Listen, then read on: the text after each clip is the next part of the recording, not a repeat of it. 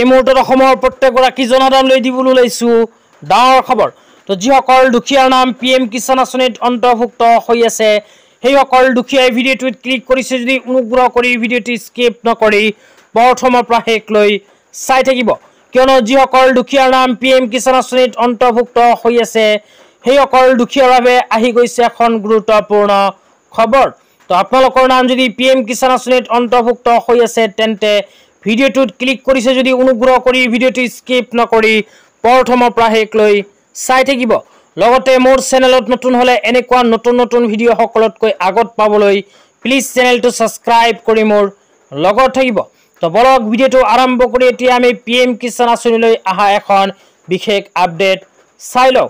তো যিসকল কৃষকৰ নাম PM কিষাণ আঁচনিত অন্তৰ্ভুক্ত হৈ আছে সেইসকল কৃষকৰ বাবে PM কিষাণ আঁচনিৰ ফালৰ পৰা প্ৰদান কৰা হৈছে এনেকুৱা এখন আপডেট।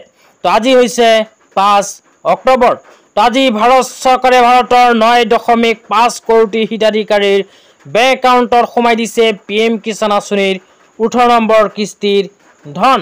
তো আপোনালোকৰ নাম যদি PM কিষাণ আঁচনিত অন্তৰ্ভুক্ত হৈ আছে তেন্তে আপোনাৰ বেংক একাউণ্টত PM কিষাণ আঁচনিৰ 18 নম্বৰ কিস্তি 2000 টকা সোমাইছে নে নাই অতি সোনকালে নিজৰ বেংকত গৈ একাউণ্টখন চেক কৰক।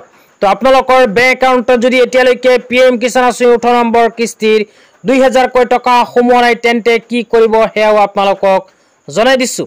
তো আপোনালোকে যদি PM কিষাণ আঁচনিত আবেদন কৰিছে আৰু সকলোখিনি তথ্য সঠিককৈ দিছে, লগতে PM কিষাণ আঁচনি EKYC কৰিছে, লেণ্ড চিডিং কৰিছে আৰু বেংক একাউণ্টৰ লগত আধাৰ কাৰ্ড লিংক কৰাৰ পিছতো PM কিষাণ আঁচনিৰ 18 নম্বৰ কিস্তি ধন পোৱা নাই তেন্তে এই দুটা ফোন নম্বৰৰ ভিতৰত যিকোনো এটা ফোন নম্বৰত ফোন কৰি চৰকাৰক অভিযোগ দিব পাৰিব। ফোন নম্বৰ দুটা এতিয়া আপোনালোকক জনাই আছোঁ। ফোন নম্বৰ দুটা হ'ল 155261 আৰু দ্বিতীয়টো হ'ল 01124300606। এই দুটা ফোন নম্বৰৰ ভিতৰত যিকোনো এটা ফোন নম্বৰত ফোন কৰি আপোনালোকে অভিযোগ দিব পাৰিব। আজি ইমানেই, ধন্যবাদ।